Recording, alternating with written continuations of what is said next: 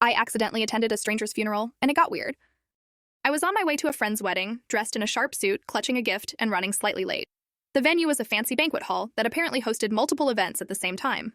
I walked in, spotted a room full of well-dressed guests, and quietly slipped into a seat.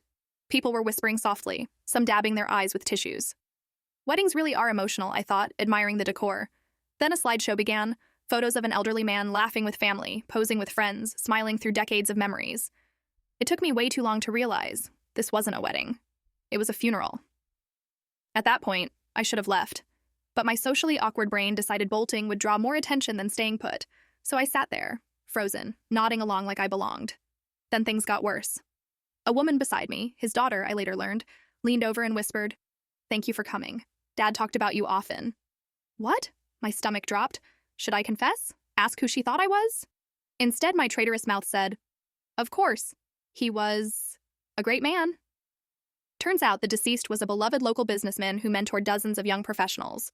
My suit and panicked politeness had everyone convinced I was one of his trainees. Then they passed around a microphone for heartfelt stories. Guess who it landed on?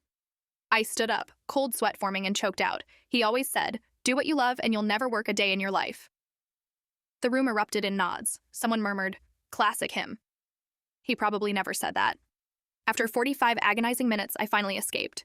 As I reached the exit, an older man gripped my shoulder and said, "He'd be proud of you, son." I've officially retired from attending any event requiring a suit.